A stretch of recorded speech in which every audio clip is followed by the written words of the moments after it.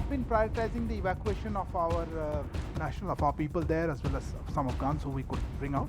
Look, all I can tell you is there was a meeting, and that meeting we have shared with you details of what the meeting is. I have no update on any further. I would not like to speculate about the future. Taliban is a terror organization or it is not?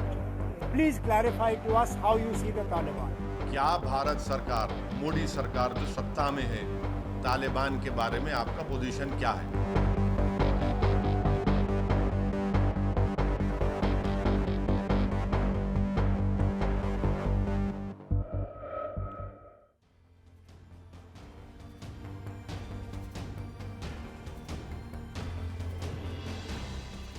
Hello everyone, you're watching News Epicenter with me, Maria Shakil. The regime in Afghanistan is taking shape with the contours of the new government becoming clearer after the exit of the American forces. The Taliban is consolidating its power and formalizing the chain of command as India's diplomatic conundrum persists. Top sources have told CNN News 18 that the Shura, or the governing council of the Taliban, will run the executive branches of the government. It will comprise of the Taliban elders and other ethnic groups. Top Taliban leader Mullah Baradar is likely to head the political office. Sher Stanigzai is likely to run the foreign office, given his reach and access to the international world. Other partners like Haqqani and Hikmatyar are also likely to be part of the government. The faces of the former democratic government, Hamid Karzai and Abdullah, are unlikely to find a place in the new regime, but may be given some advisory role. In fact, Hikmatyar, the former Prime Minister of Afghanistan, who was a major warlord during the previous Taliban regime, has told CNN News 18 that the outfit seeks to form a legitimate government. Hikmatyar, along with other top players from the new regime, including Sher Stanigzai and Anas Haqqani, have spoken to us and made it clear that they want strong ties with India and continuation of development projects in Afghanistan, even as they highlight that India's policies of supporting puppet regimes have always failed. Pakistan has repeatedly spoken out, highlighting its hand in propping up the Taliban regime, with Imran Khan's top aide saying they will help the Pakistan military take control of Kashmir. However, the Taliban leadership has made it clear that they are not interested in Kashmir and have assured India that their soil will not be used for terror operations. India's first engagement with the Taliban has already taken place, with Indian envoy to Qatar, Deepak Mittal, holding talks with Stanigzai in Doha. The Ministry of External Affairs has said that the meeting was focused on evacuation operations, and India made its concerns clear about the terror nexus with Pakistan. The MEA has said that the meeting was just a meeting and it is still early days to decide the terms of engagement. But the opposition is now putting pressure on the centre to make it stand clear, asking if the Taliban is a terror group or a legitimate regime. So what should be India's next move, given the geopolitical equations between principle and pragmatism? Should India reject or recognize the Taliban? Joining me on the show, Vishnu Prakash, former diplomat. Kabir Taneja is fellow strategic studies ORF. Jonah Blank is former policy advisor to Joe Biden. He's a foreign policy expert. We also have Ambassador M. Ashraf Hydari. He is the ambassador of Afghanistan to Sri Lanka. I'm going to begin with you, Ambassador Vishnu Prakash. On 31st of August, amidst those celebratory gunfire, Zabiullah Mujahid, who is Taliban's spokesperson, had declared that America is defeated and that Taliban wants to have good relations with the US and the world. What is it that India is weighing on? Well, good evening. We have to watch the situation very carefully, because we know that Taliban is not monolithic, that there are different factions, that there is a major tug of war going on, that there is a conflict of interest, there are intrigues, there are conspiracies, and everybody, and there is no central leadership. So while the Doha group, for want of a better word, if I were to say that the Doha group is speaking in a moderate voice, is that echoed in the Haqqani group? Do the other cadres accept that?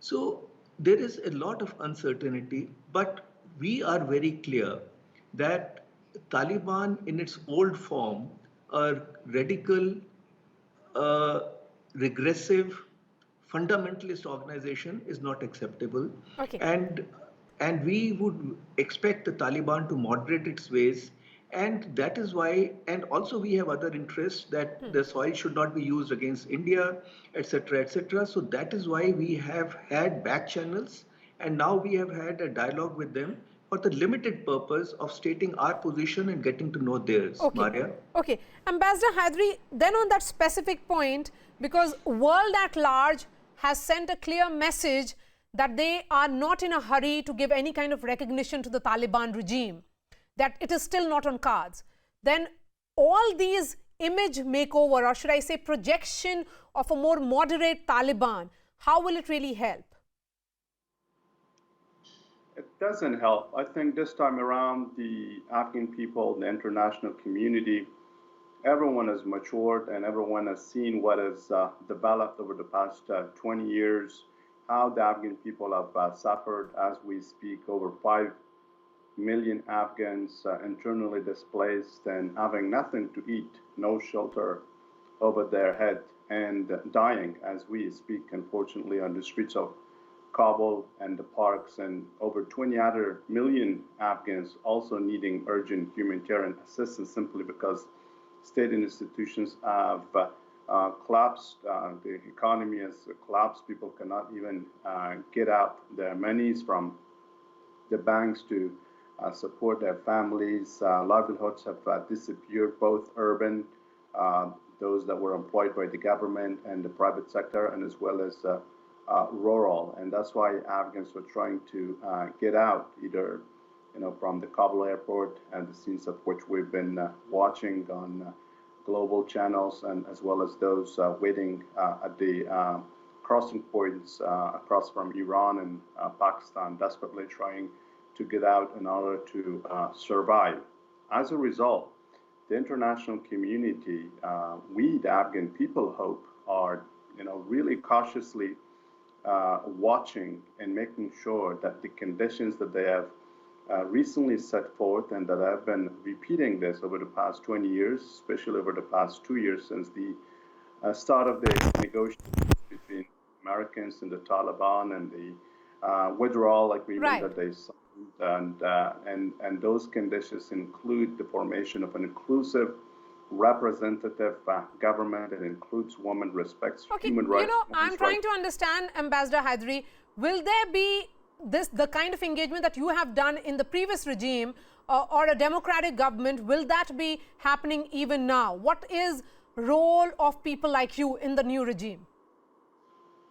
Well, I cannot predict that, but let me finish that this inclusive government to be formed to respect human rights, women's rights, and cut ties with terrorist networks, and to prevent the use of Afghanistan's territory by any regional and transnational terrorist groups against regional peace and stability and international security. So that's the condition, that's the basic expectation of the Afghan people, consistent with the gains of the past 20 years. And those gains are basically about ensuring a basic, normal, peaceful life. We hope that the Taliban would actually form such a government, that it wouldn't be just inclusion and name, putting some people in the let me bring Jonah Blank on this. Jonah, you heard what Ambassador Hydari had to say, that no engagement would mean abandonment of people of Afghanistan, the civilian population, because I'm looking at what the World Food Programme is saying, that of course it is one of the poorest countries in the world. The World Food Programme says that 1 in 3 Afghans are already going hungry as the nation faces its worst drought in 30 years.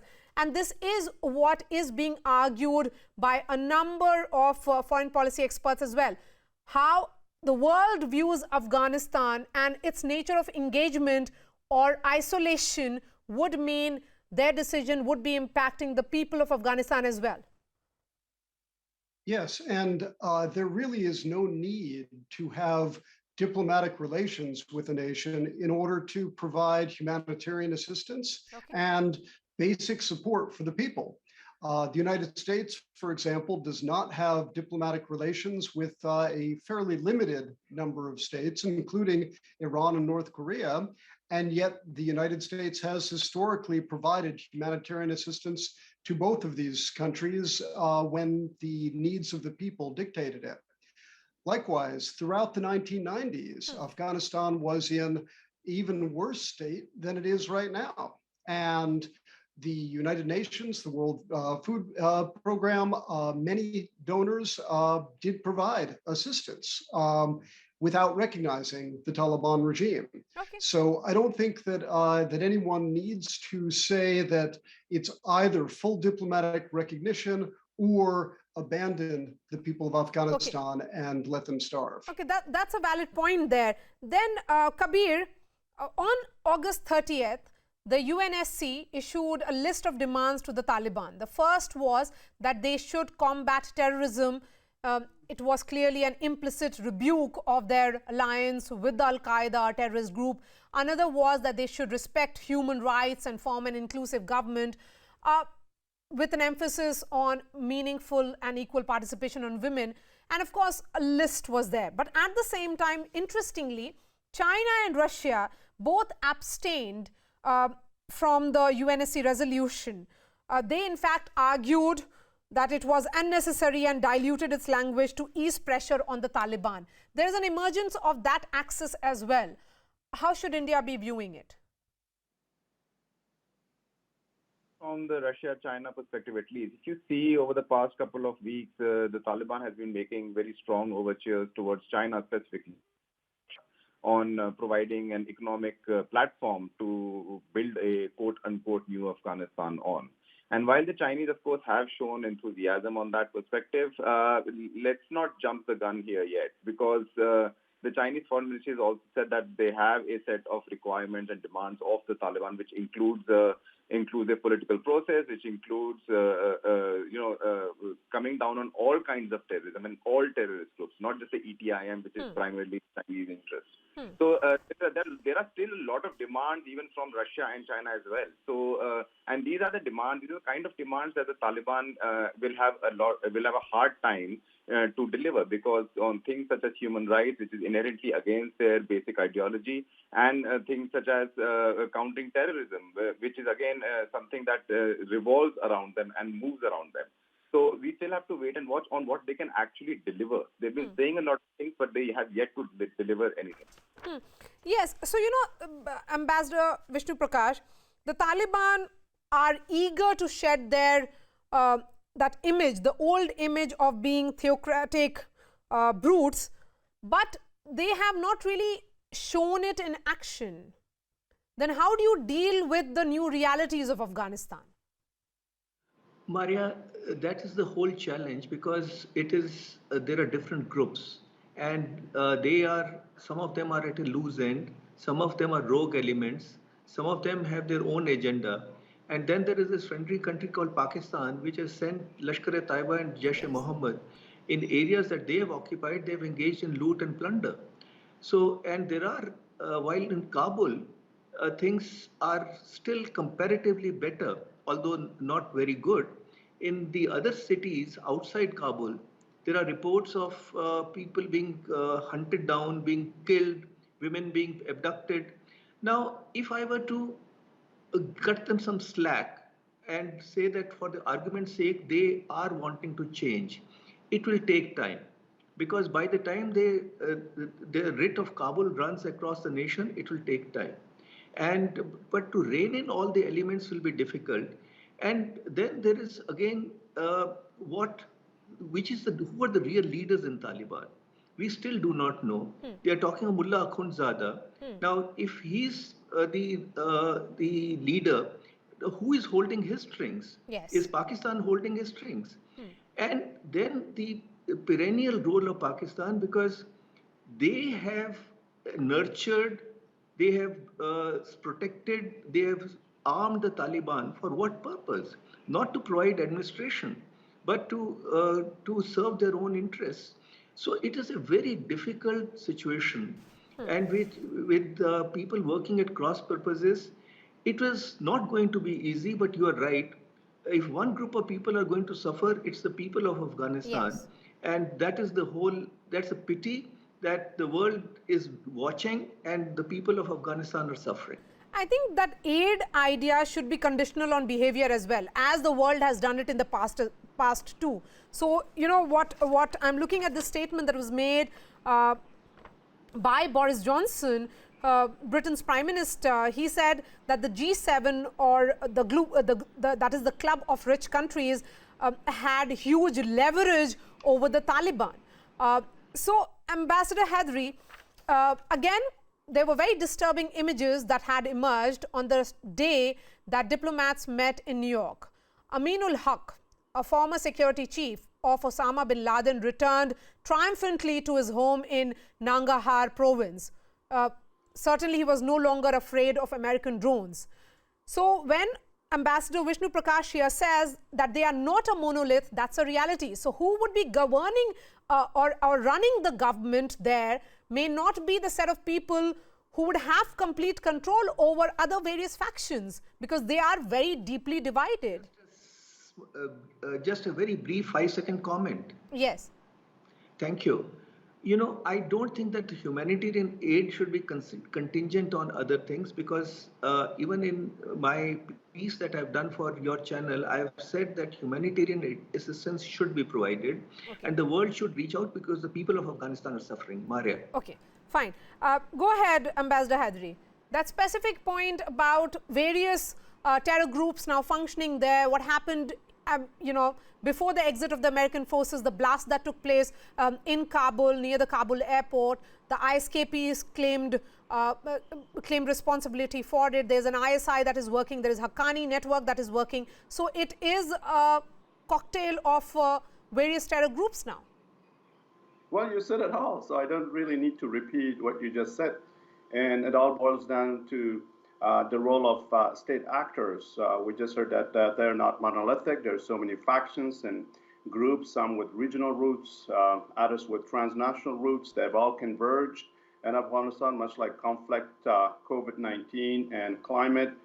So it's all about the state actors, and those state actors are very clear. We know who they are in the region, and as well as outside the region. And we also remember from the 1990s that when the state actors diluted the situation in Afghanistan, and with the Afghan people suffering even then, and as well as now, unfortunately, as everyone watches, we saw the consequences on 9/11.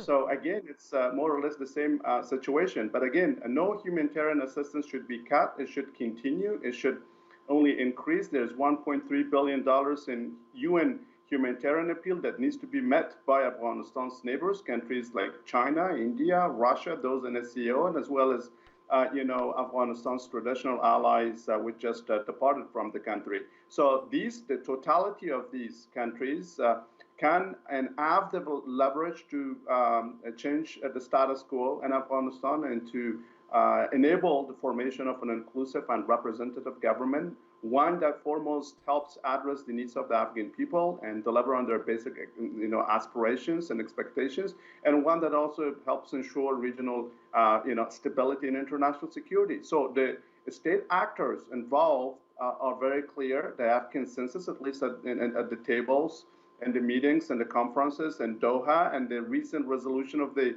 UN Security Council. They simply need to act on those words. Just, walk the talk, and then we will see tangible results soon on the ground. Okay, let me give the final words to you, Mr. Blank. The West's hope, I was reading a piece which said, is that a mix of carrot and stick can induce better behavior. There is aid to Afghanistan, which previously ran to $8.5 billion a year, or 42% of the GDP. Less than 800 million of that spent on humanitarian projects is likely to survive. The World Bank and the IMF have suspended financing, and America has frozen $7 billion in Afghan foreign reserves held in New York. So all these actions, do you think will help Taliban rein in those terror forces that are operational? I certainly hope so. I think that the Taliban is, as several of your guests have quite rightly said, a coalition. It is a collection of different groups, as you yourself have quite rightly said as well. And it will remain a challenge to see how they can all cooperate, even if they want to prevent terror groups from operating there. And I think it's still unproven that any of them truly wish to prevent terror groups from operating. But I do think that hundreds of millions of dollars, even billions of dollars, provides a very powerful incentive. So my advice to the world community would be to trust actions more than words. There's no reason I can see to rush into recognition or legitimation of a new regime when we don't even know what it's going to do. And second, not to take off the table the prospect of considerable development. And certainly I agree with, I believe, his Ambassador Prakash, who said we should delink humanitarian aid from development aid, because humanitarian aid should not be conditional, development aid should. But we should not be unmindful of the fact that development aid should come with some strings attached. Absolutely. Thank you so much for joining us, Ambassador Prakash, Kabir Taneja, Jonah Blank and Ambassador Hedri. Thank you for sharing your thoughts and perspective. That's all from me. Thanks so much for watching.